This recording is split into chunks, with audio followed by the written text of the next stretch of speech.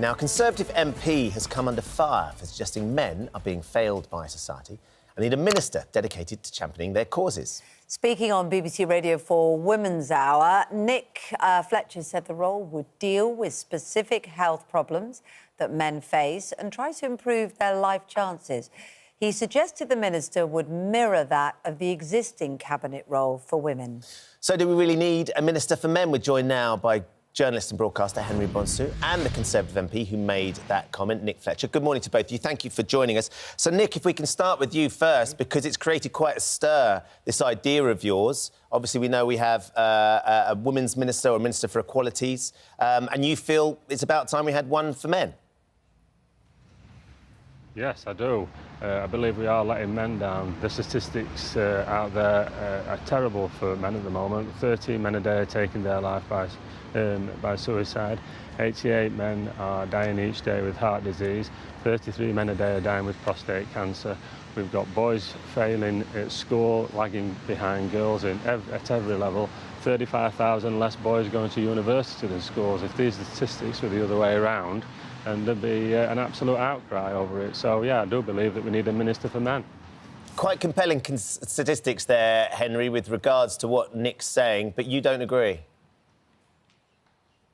No, I don't, Ben. I mean, I'm just wondering which men Nick is really concerned about, because when you look at wealth, influence and power in the society, from the Prime Minister and MPs downwards, the judiciary, the captains of industry, business, the armed forces, everything is dominated by men. It's always been that way. That's why we've needed not 1, 2, 3, but now 4 waves of feminism for women to be able to catch up. Let's remember, 100 or so years ago, women were throwing themselves in front of the King's horse at the Derby in order to say, votes for women. If it hadn't been for the First World War, that we would not have had universal adult suffrage. Women are still being killed by men every week, about 2 to 3. We hear about women suffering, can't even walk freely in the streets at night. That's why we have campaigns called Reclaim the Streets for Women and not for men. So, Nick, I do understand that there are issues with certain groups of young men who've been alienated and left behind, perhaps in constituencies like yours, which have been hollowed out since the Thatcher Revolution of the 80s.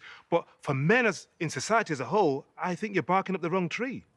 Nick, that is a point, isn't it? That the fight's been on to try and equalise. Why specifically would it be helpful when we're so concerned about safety for women on the streets? Why would it be helpful to have a minister for men to prioritise specifically male issues? I think there are many issues that men suffer with are due to the fact that they are being left behind, and they feel that they're being left behind. They don't feel valued. Civitas have just done a report and said that 41% of 16 to 18-year-old boys or young men have been told that they're a problem society. We're expecting them to fail before they even start, and when we expect them to fail, then obviously they're going to end up not in a good place. Many young men have turned to crime because of this, and as I say, if we look after men, then we get a happier society for everybody. Henry, it doesn't necessarily mean just because men's needs are being promoted that has to kind of go against women's rights and the right for female equality, does it? For instance, sometimes being vulnerable and feeling powerless can lead to violence. Yeah. Indeed, yes. But this is not a zero-sum game. There are some men out there, I'm not sure if you're one of them, Nick, who see every advancement for women as a threat against them. You know, we talk about Homo sapiens, wise man.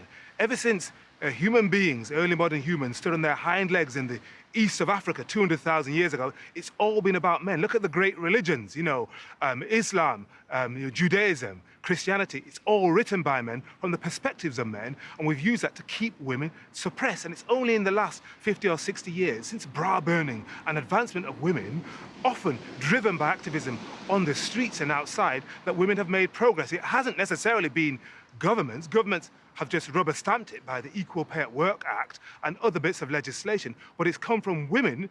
And you know what's really helped them, Nick? It's having a purpose, having something to kick against. You know, people said, women, you should be secretaries. You know, you should be nurses. You should only be teachers.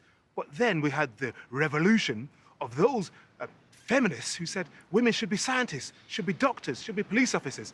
And that's what's given them the drive and the energy. And perhaps you may say, in my constituency, there are young men who are struggling. Let's find them a purpose. I don't think it's going to come from some kind of, minister.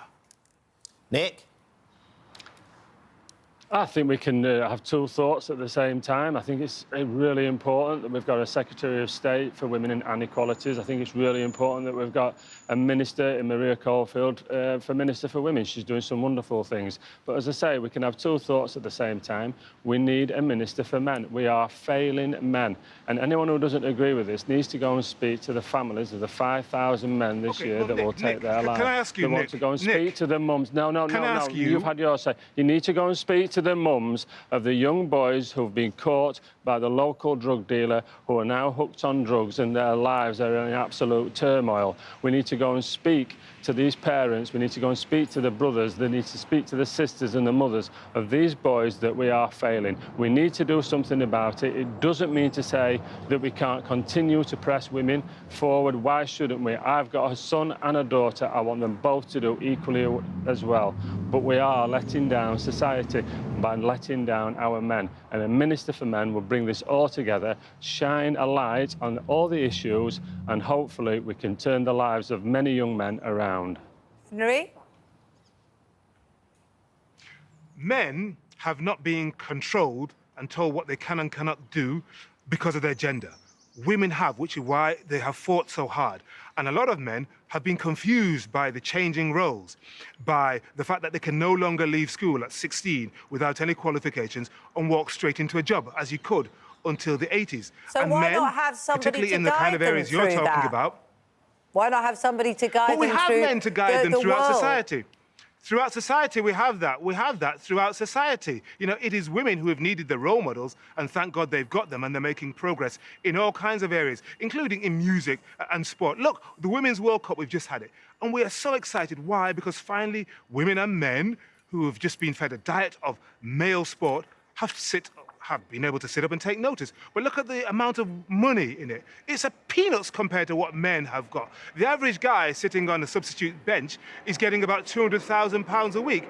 There are very few women who make that in football in a year. There's still a long way to go for women. But I do accept that there are some young men who feel left behind and they need special focus and energy from the grassroots up. I don't think from the top down. And you, Nick, as a conservative, exactly as a common sense conservative, would understand these things begin at home.